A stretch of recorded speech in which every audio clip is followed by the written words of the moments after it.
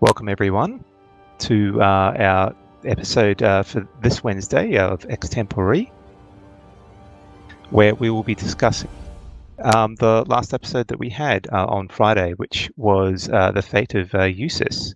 Now, I have with me, I was hoping to have Deception as well. Unfortunately, couldn't make it at this point in time, but I certainly have Dagobah with me, and it looks like all my questions will be for you instead.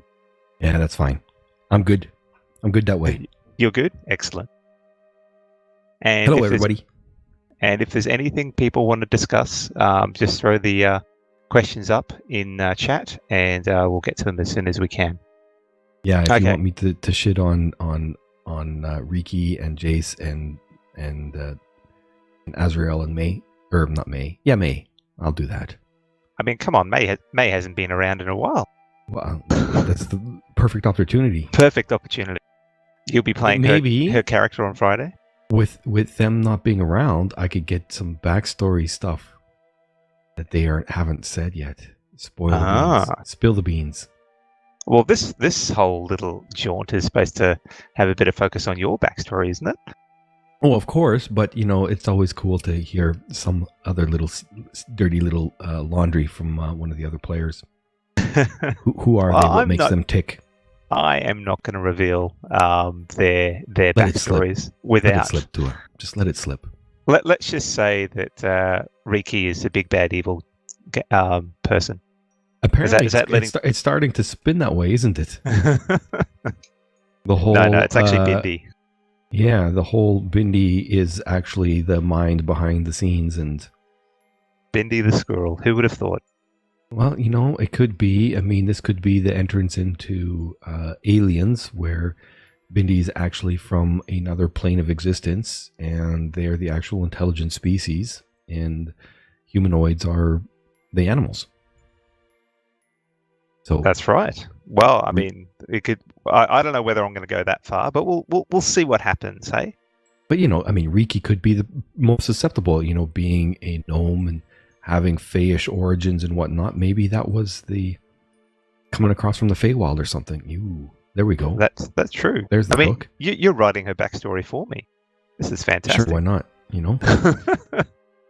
All right. On to the first question. May provided some probably a bit surprising but much needed mobility in that session. How did your character find the concept of flying? Well, everything about flying is... Well, the thing is... Wobani has a thing about in his mind now, ever since they encountered Carlos, who I can't remember his real name was, and that he had wings for a while. And then when we met him, he didn't seem to. And then at the end, perhaps he did again. So it's been in Wobani's mind that, okay, there are creatures with wings that are somehow tied to the gods. Maybe they're angels or something like this. He doesn't quite get it yet, but having wings seems like a really cool thing. So now he's tried being the giant eagle through polymorph, but even though that happened, it wasn't really him because, polymorph being polymorph. So he still has a hankering to have his own wings. So flying without wings was pretty cool because, I mean, I got to, experiment with a little bit where...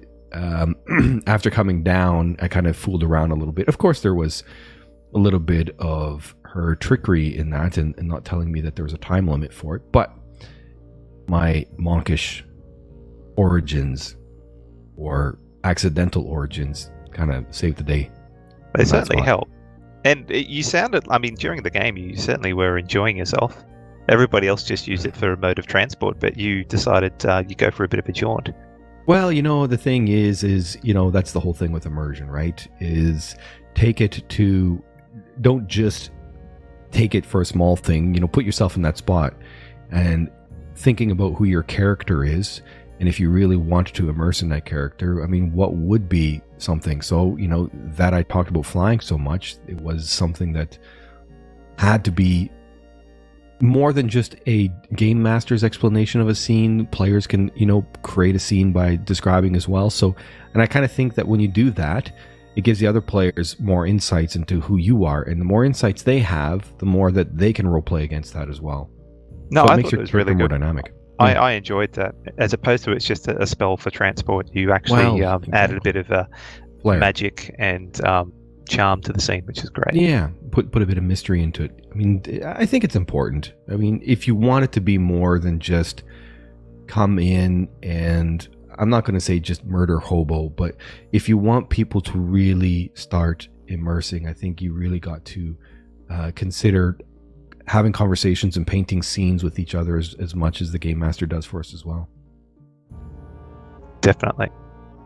Okay. Cool. That's cool. All right. So next question I have on my little checklist is, Usiss has been found, but he didn't make it. What do you think got him in the end?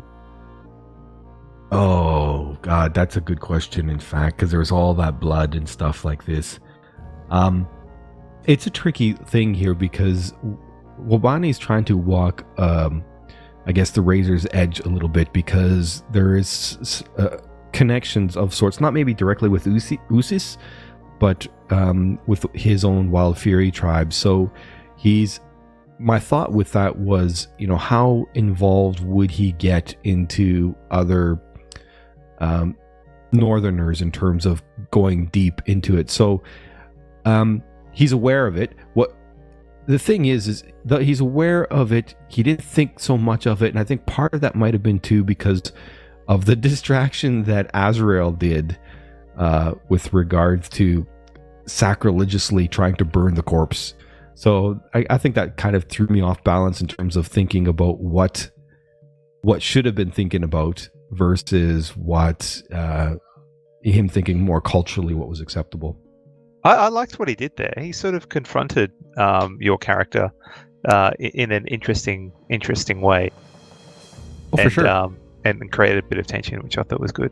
Well, and the thing is too is how do you do that and make it real, but not take it too far? Because I remember the first time someone role played, and this was ages ago, before I got back into D&D. So this is like, I played a very short game back in 2008, and one of the players there was really big into role playing, and I didn't really get what role playing can mean. So now they tried to be annoying, and by being annoying and the other people aren't into it, doesn't work. It just annoys everybody else. So you've got to, and especially because there's no video element, so there's no body language, you got to really try to listen to see what people's reactions are, and then tune from that. Like that one time we were taking the whole bone joke too far, and then Riki's response to it was like, okay, we've hit an edge there. We got to tune that in a different way. So read the audience and then paint something, make it into something, create tension, because that tension is drama, and that's interesting. It is, and I think it adds certainly a bit of richness to the story. Oh, for sure. And I mean, just as much tension between players, again, as what you try to create through unraveling that story. Because then it goes back and forth too. So you can create tension for us, but we can also create tension for what you want to do with the NPCs. And then again, that's always kind of a little bit interesting, is how do you resolve tension without it becoming something adversarial? Yeah, that's definitely true. It can be a fine line sometimes. It is easier with body language, but with the path that we're going down, that makes it a bit harder.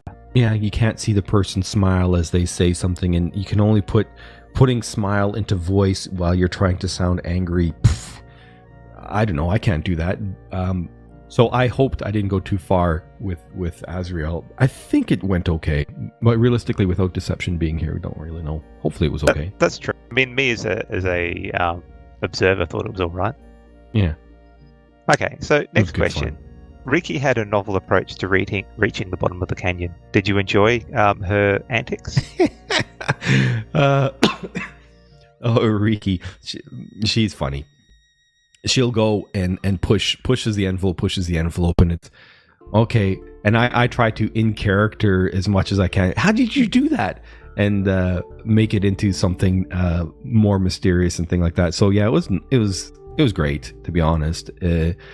And unexpected, and again try to create tension and be like, hey, you got down, but what about us? That's not fair. What's going on?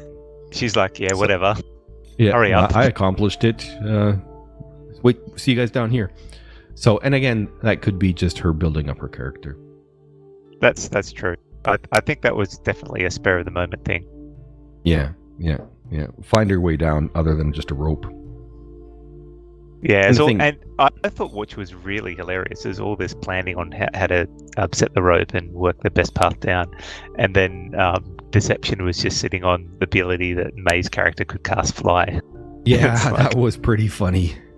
Wait a minute, May, why didn't you bring that to the table before? But yeah, I mean that's just it. Like when you're trying to look, you're playing your character, and then you look at another person's character sheet, and you're like, oh wait a minute, oh they can fly. All right, well let's throw that into the works and see what happens. Thankfully, it came in handy on the way back. For sure. Always good to spin something from that. Although, I mean, actually, in the end, she did actually cast fly on the way down, but that was near the end. Yeah, she did. Okay, so the last of the mammoths was unfortunately not convinced to stay due to how the dice rolled. Yeah, that sucked. I really wanted a mammoth mount. I mean, Jace is a mammoth mount. I liked that too. The whole polymorph stuff, and I know Jace was trying to make a point about bringing the story forward, but I agree at the end of the day with how the decision was, and that kind of matches up with what happened with Critical Role as well. You polymorph. Polymorph is not about you becoming an animal for your own benefit. It is about, to me, it's more of an offensive thing. Turn that person into a squirrel or a frog so that they're no longer offensive to you, and then you've got a better handle on that situation. So I certainly think you polymorph into something that's stupid, there's consequences. It's tricky, and I try not to be super heavy-handed with it, and I don't know whether I got the balance right or not. But yeah. I mean, the mammoth had an intelligence of 3, and couldn't speak any languages. Well, and the thing is too is like when Ruki polymorphed me into the giant eagle, that specific episode in Critical Role hadn't happened at that point, but it certainly made me start to think too. Is like, all right, when you are polymorphed, and okay, even though they are intelligent and stuff, like how do you roleplay that? That is tricky. So, but all said and done, you want your story to go along, and you want your people to be, it actually raises a good question about how do you make your characters, or how can characters become more heroic without moving the rules too much? You know what I mean? Yeah, and that has to be collaboration, like everything in D&D, with the DM and the players and everyone being on board. Yeah, I'm trying to push you to put in hero points. I love the idea of hero points. Get that extra 6 on there, and because to me the idea with hero points, and I guess they in the Eberron campaign they were action points, and the whole purpose of them was you're supposed to be heroic characters, and so maybe that's one specific circumstance where you can alter the die roll and make it into a more heroic thing. Yeah, true. I mean, it's the same sort of thing with inspiration though. Like you've got hero points, but you've also got inspiration, and I find those sorts of things, I mean, they're good if they get used, but a lot of the time I see them, they just sit there, they never get used, and you think, what's the point of it? I think that falls on the players as well. And to me, I like the idea of players being able to say, I'd like to give that person a inspiration point for that particular bit of whatever. And then it's really up to the other players to be like, no, I've got an inspiration point, I'm going to use it. And to basically be policing each other really, and bringing that on, because you are right, in many ways it can not work. And it's the same thing with hero points. They cannot work if people are not paying attention to it. But all it takes is one guy who's really on top of that and being like, I'm going to use a hero point, and then all of a sudden the other people are like, oh, you know what, and that little persuasion thing, I'd like to put in a hero point on that one too. That's true. And I might start with inspiration and seeing if I can find a nice slow method of divvying them out, as opposed to just the DM saying, "Oh, that was good. I'll give you inspiration there." Yeah. So we might start with that. Divvying them out, or having us vote for each other. Like, to me, when May first came in and was playing the lute with her tongue, that's total inspiration there. Oh, You know, yeah. Yeah, or That's very Azrael true. and the whole yogurt dragon business, you know, and just milking that crap for milking those little things and bringing them up. It's like the comedians who always seem to bring stuff back around to the first point, you know, so it's a big cycle. That's great. Tying everything up. Okay. Do you have any questions? Do you want to keep me going? I have, sure. So this is less story related, but it is. What is it that you like about being a game master versus being a player? Oh, that's a tricky one. They scratch a different itch. Like being a game master over a player. With a game master, the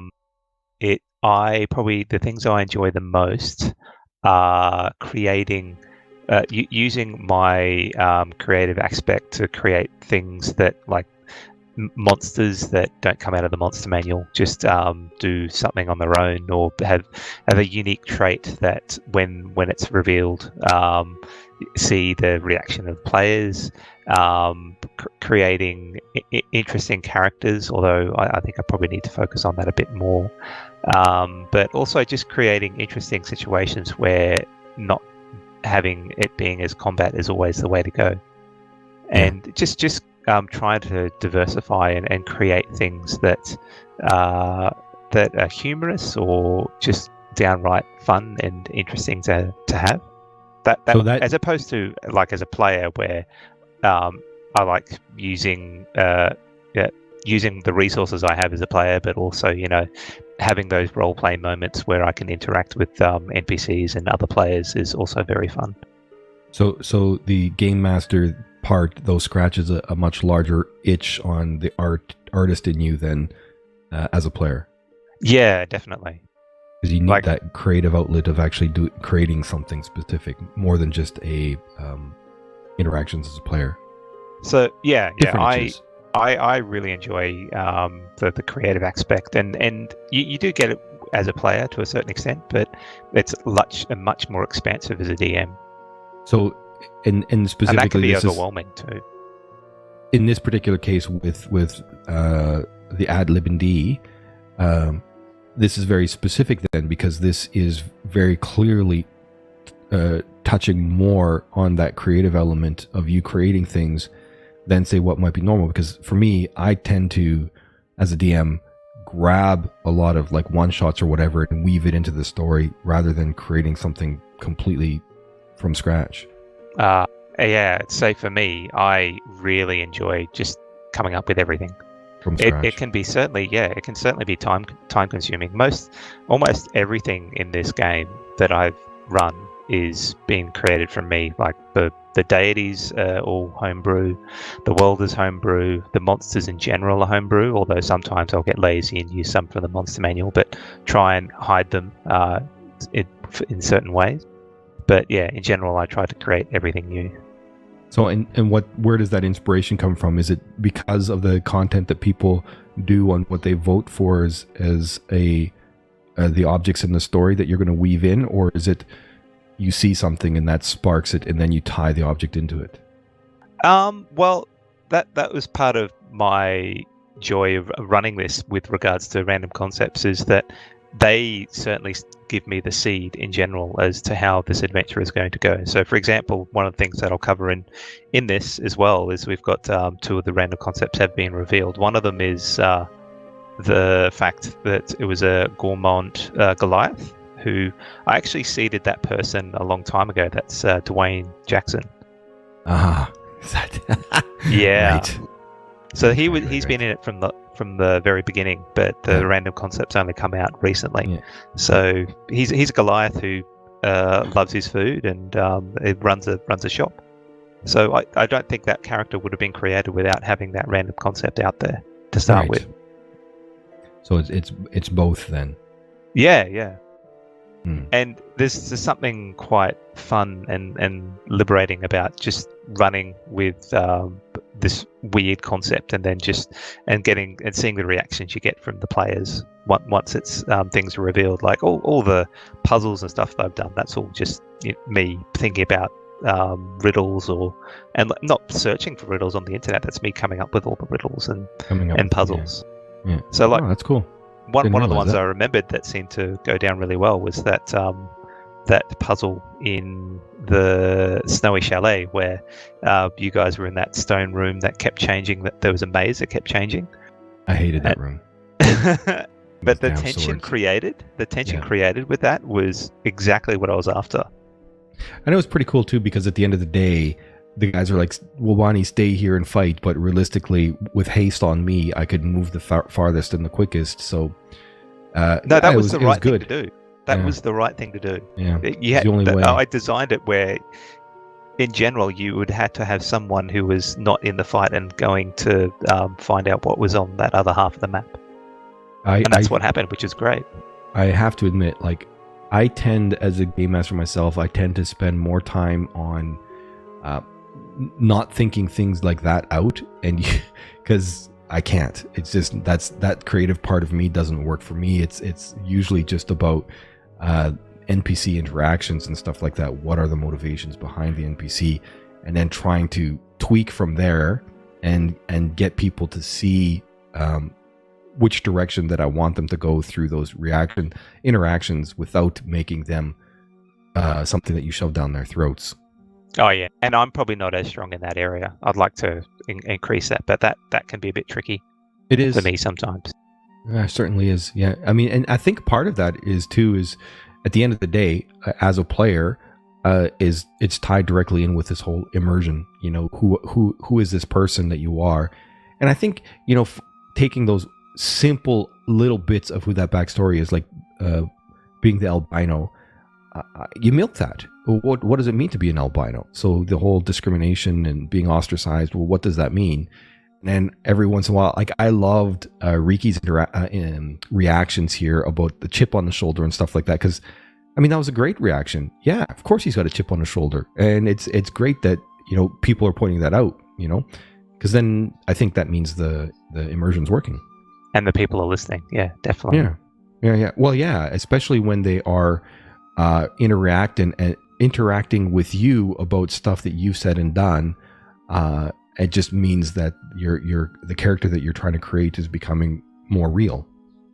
Definitely, and that's part of the strong pulls of the game of D&D is having that level of character interaction. Oh yeah, for me, for enjoying sure. it. Yeah.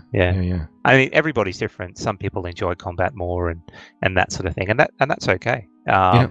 But I think a nice balance creates a stronger game in general.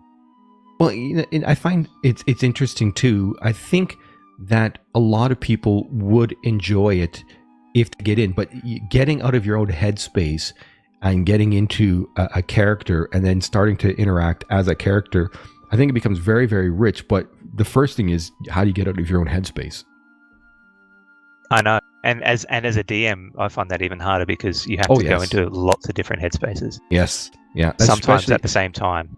Well, you know, that's the thing, eh? Like, I remember once with what you were doing, and I was just like, God, I remember doing the same thing, you know, having two NPCs talking to each other while the players listened. And then at one point I was just like, I'm never going to do that again.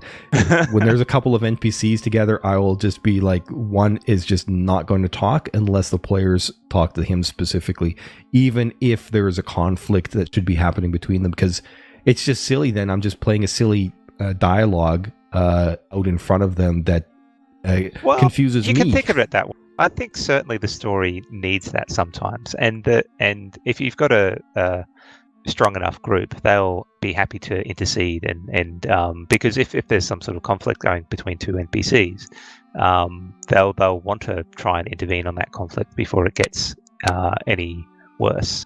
So if you've got a strong enough, you hope that the players are invested enough that they see what you're trying to do and then will do that. And I've had a number of players that tend to be more just on a one-sided perspective, and from that I'm just like, okay. So I've stopped having NPC on NPC interactions because it becomes, it's not the story I want to. I want them to interact as the big thing. True, and you want to do it if you feel confident that you know that you'll get the output you need. Anyway, and I mean, speaking Speaking of Go ahead. combat, I might move on to the next question. So Yeah. in the one combat of the evening, the characters were faced with diseased and putrid abominations of the local fauna. How do you think this has happened?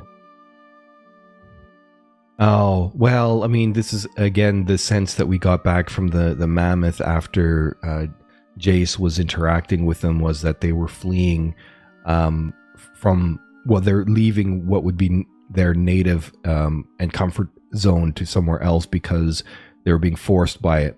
So this would kind of tie into it, and this would seem to be the actualization of what had been more of a feeling. So this is starting to put a little bit of a face on what is to come, or at least that's what I think. Wobani is how Wobani is viewing it at the moment. Yeah, and I think you'll see more fairly soon, and it'll come to a point where hopefully things start to make a little bit more sense. I got something out from Brett J saying this is one of our try to toss the DM for fun goals. How many NPCs can we make him interact with at once in one conversation?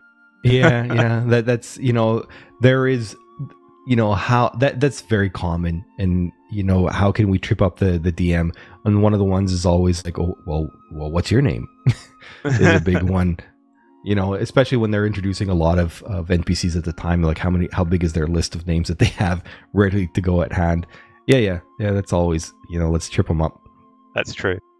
And it's always the case where you've got an NPC that you're like, for example, that the mammoths initially were scenery until you guys interacted with them, and the same thing can happen with NPCs. Like I might create scenery, and then the characters go and interact with it, and so I have to go, oh, okay, so now I need to have a name for this character and goals and outputs. It can happen. Like I remember the very first time I did too. I was painting a scene and talked about this interesting pyramid in the distance, and they're like, "Let's go check out the pyramid," and I'm just like, crap." And you have to run with it. You've got to figure out some way to run with it, and how do you not forcefully turn them and let them still have their own player agency, right? God, that's the ADlib. Difficult. Oh yeah, that is difficult. Yeah, but I loved it. I mean, I've loved that though. Oh, mammoths! Oh, great, a ride. Let's go get one. And I was going, yeah. So okay, they're interacting with mammoths. These mammoths are scared and running away. Yep.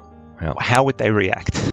Yeah, because they've got certain things in the environment they want to run away from. So, and the reality is too, I had players once try to find horses, and finding wild horses and then taming them is just not an animal handling check. It's tough, and so they've got to be. It takes a while. I'd say it takes a few days, wouldn't it? Yeah. In general, before you can ride one. This is where sometimes I start. I listen to Matt Colville and I do skill challenge stuff, and they've got to get 3 out of 6 skill challenges, and they've got to be imaginative. And what are they going to do? And the horses put their noses to the wind, and they start running into the wind. Well, what are you going to do? So yeah, it's not one animal handling check, and all of a sudden I've got myself this huge mount. So to me, it was handled right. Yeah, and it was fun. Excellent. It certainly felt like fun. I felt at times maybe I was being a little bit heavy-handed, but nah. I mean, we roll with it. We complain every once in a while, and we question you on rules, but more often than not, we bend pretty quick and just like this doesn't really help the story. It just can become an aggravation. Yeah, definitely. Okay, so speaking of progressing the story, do you hope that this trek will bring the group closer together? The terrain is arduous and the wildlife unforgiving. Are you fearful that without the party's cooperation, the Dodgy brothers may not survive this trip? Yeah, that's a big thing too, because now the cold is affecting Wobani as well, and it's going to be, and realistically, that is an NPC in and of itself. And how do you deal with that, and what's the best thing? So, team is going to have to come together, and I hope you don't give us too much plot armor when it comes to that. If we mess up, we mess up, and while we all know that the drow has been mentioned a few times, so who knows, right? What, as in bringing the next character will be drow? Oops. Oh man, how did they die? Well, they got frostbite. I must say, one of the things that that it seems a bit subtle at first, but is really saving your bacon, is Riki's tiny hut. Oh, no kidding. No kidding. Because at nighttime, the exhaustion is so killer. It is, but you're able to wipe it most of the day. So yeah, just that first level is it just changes everything so quickly, especially when it's heavy role playing and there's skill checks all the dang time. Man, makes life difficult. But that's the excitement, and it is a variable that has to be overcome. Excellent. So definitely. Otherwise, you'll be rolling new characters. Well, yeah, and except Bindi. Bindi will survive. Yeah, the one survivor. She'll just open up the Feywild portal, go back, and be like, "Well, that experiment failed." Let's move on to the next group. Yeah. Oh dear. And then her voice. What will her voice actually sound like? That'll be funny. Do you have another question for me, or does the audience have a question before I move on? Let's see. Maybe, hopefully, the audience has one. I had too many questions for Jace. Have one, Dagobah? I had questions I wanted to ask Deception about May and about Jace because they weren't going to be here. So, yeah. Oh well. That's all right. Well, we've talked lots. Keep them for later. Yep. Next time around. All right. Well, I've got a few other questions. I just wanted to see if there's anyone keen on asking other questions before I move on. Go for it. Okay. So what do we got? Oh, okay. How do I encourage a DM who doesn't use a lot of... that one's a tricky one. So the question by RecJ is, how do I encourage a DM who doesn't use a lot of skill checks? And it really depends. Like, if you're asking to do something and the DM is saying no off the bat, then that makes it really tricky, because you want to interact with the DM and hopefully he provides the opportunities. But if he's locking you down, that's something that you probably want to speak to your DM about off-site. If, on the other hand, you ask to do something like try and tame a horse, for example, and he just says, "Oh, yes, of course you do," then at least you get the goal you're after, but it feels like it's a bit hollow because you haven't had a chance of failure there. There's you can also, just as well, is when you're saying, can I do maybe take an off normal check when it comes down to something, like if it's obviously something where you'd be like, well, can I perception check that? Maybe ask, well, can I try doing this check because part of who I am is like this. So if you paint a scene for the game master, then there's a better chance that they're going to be like, yeah, actually, why not? Yeah. So not a perception check. Or maybe you like, I've been like this. So can I, instead of doing a perception wisdom check, can I do a perception intelligence check? Yeah. And give them options. Take the front foot sometimes. Without absolutely. being overbearing, which I know is tricky in itself. But as Dagobah said, just if you think the scene or the thing that you want to do requires a skill check, even though the DM is not suggesting it, saying, well, you could always run with, okay, I'd like to see if I can get a discount on these items at the shops, so I'm going to run a persuasion check to see if that occurs. Now, I mean, you might still get locked down if the DM is not wanting to run with the yes but scenario or seeing along those lines. But at least you're signaling to the DM that you're keen on using those skill checks. And unfortunately, skills are a great mechanic to use, but you will see, and I'm unfortunately suffer from this as well, that a lot of particular skills get used a lot more often than others. So things like perception, investigation, persuasion, all that sort of stuff gets used a lot more than the less important, well, not important, but less things that come up. Anyway, okay. Yeah.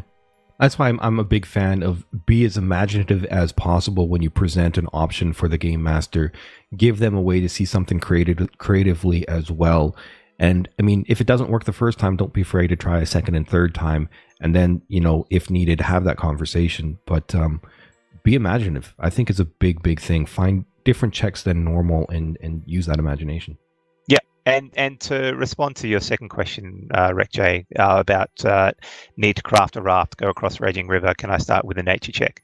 Yeah, definitely. I mean, if I was your DM and you were saying, "Oh, I'd like to try and craft a raft across this river," I would usually start with probably a perception check to see if you can find anything significant. But a nature check is just as good, because you look around and you're looking for the correct trees to that would be able to provide a decent raft. So yeah, definitely like that.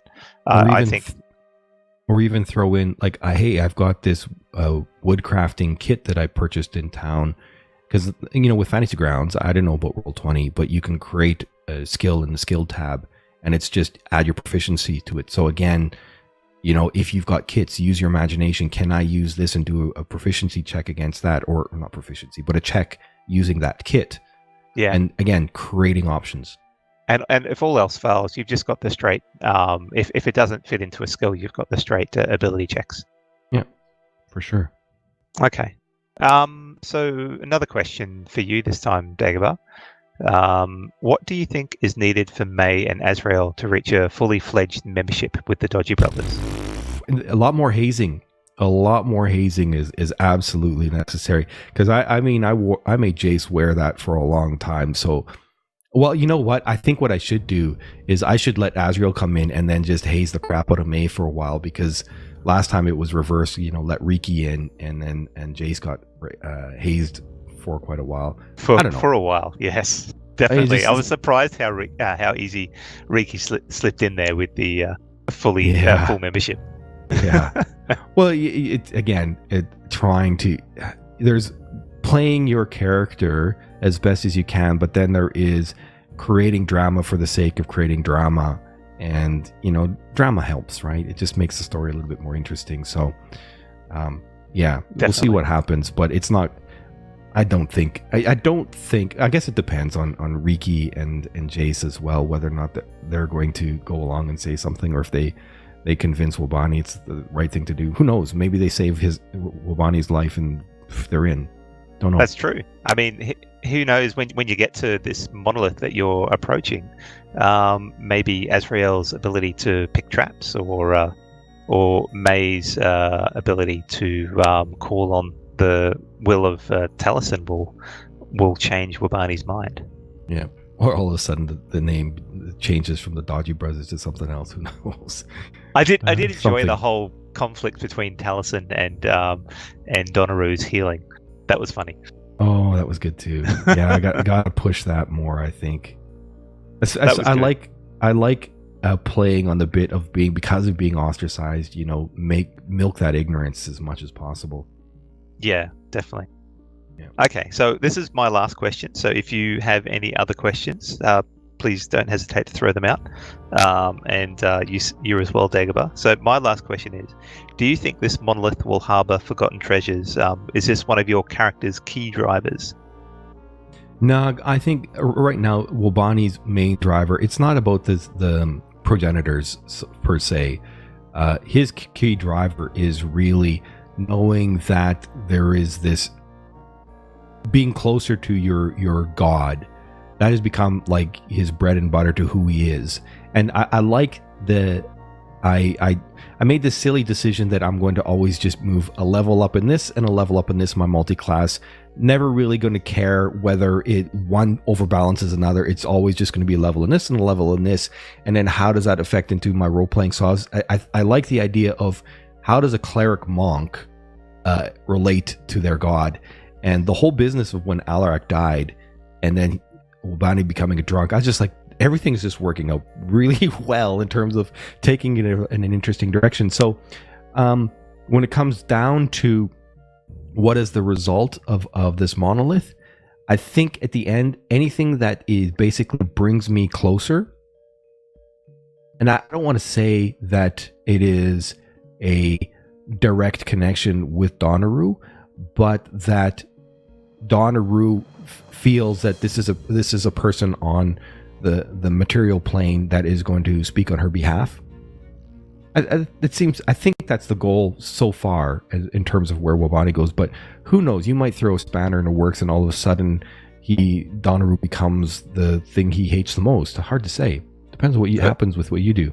It'll be interesting because I do have things that move around in my head, and they're actually influenced a lot by the random concepts.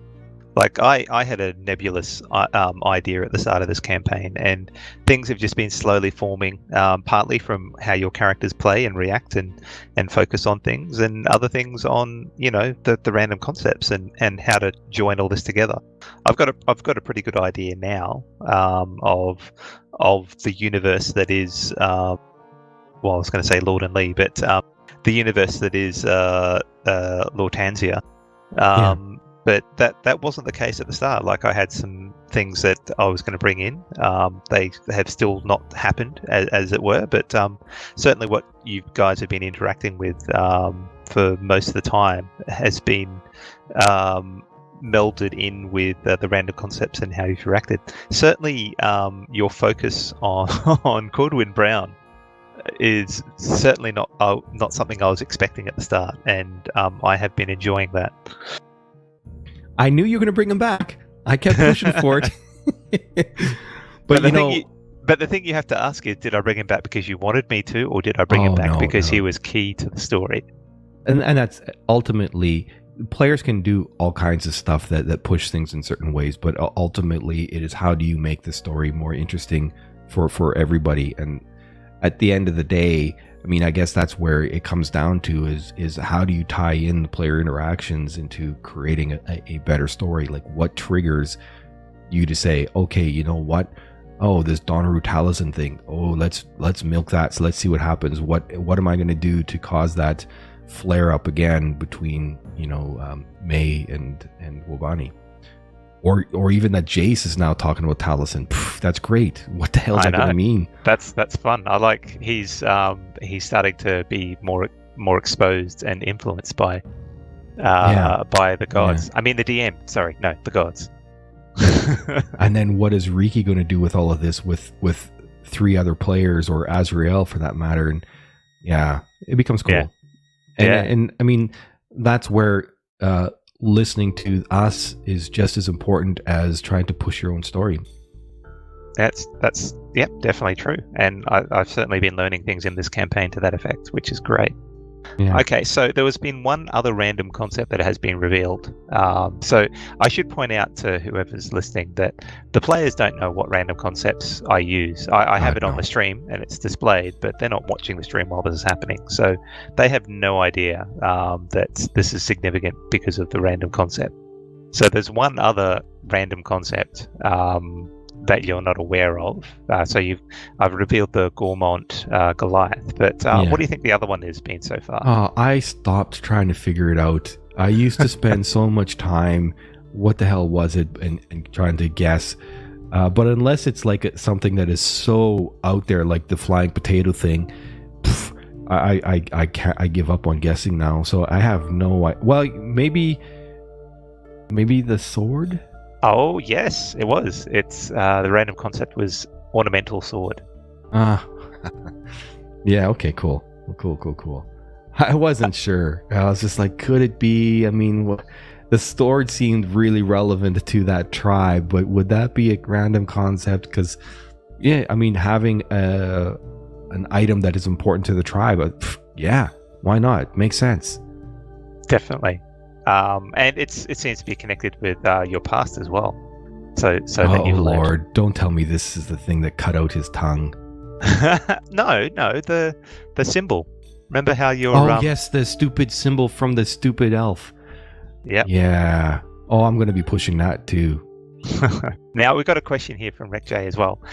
With regards to random concepts, there will be a point in the future where I'll be happy to accept random concept suggestions, but at this point in time, it's more of just a voting thing. So there's a link at the bottom of this Twitch where you can click on that, and let me just check,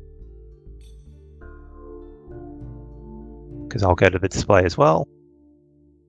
So yeah, it says vote here to select adventure ideas, and then you'll be presented with a selection of ideas that you can vote on. So that's where it is at the moment. In the future, when I have set up the correct things I need to set up, there will be an opportunity to select your own suggest your own concepts to be voted on. Cool. Okay, I think that will be it for now and today. So thank you everyone who did listen. I hope you enjoyed it. You can, as I mentioned, vote on those random concepts at the bottom below. We will be continuing our game this Friday at 8:30 GMT plus 10 or Australian Eastern Standard Time. So come join us and listen in on the fun when the group travels even further north in search of the monolith and hoping to stop the progenitors in their tracks. And Anything take on else you'd more like to levels say? of exhaustions. That's right. Anything else you'd like to say, Dagobah, before we go? I'll wait and see you guys on Friday, and hope you enjoy. Indeed. See you later.